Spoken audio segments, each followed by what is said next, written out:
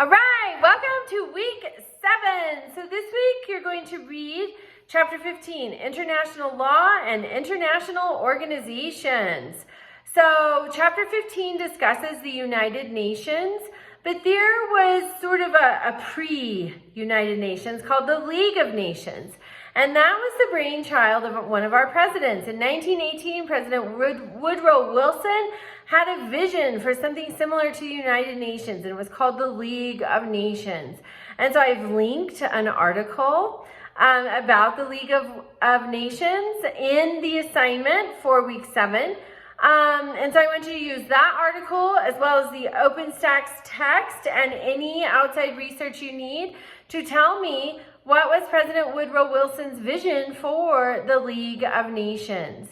Then I want to know, why did the League of Nations ultimately fail? And then I want to know why the United Nations has continued to be successful. What's the difference? So because President Woodrow Wilson, they're in World War I. President Woodrow Wilson was not a warmonger. He wanted peace. And so he's trying to figure out, how do we have world peace? And how do we have world peace that lasts? And so he comes up with the League of Nations. And it was actually included into the Treaty of Versailles, which is what formally ended World War I.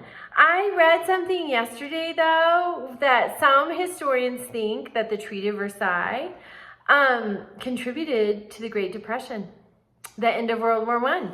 So I don't know. It's kind of interesting the way history is viewed. Obviously, when history is written, it's viewed through the lens of the time in which it is written. So maybe just this much hindsight, more than 100 years of hindsight, is giving us some perspective. But this week, I want you to take yourself back to 1918, and I want you to tell me about the League of Nations. I want you to read about international law today, and I hope you enjoy it. Please reach out to me with any questions, and have a great week.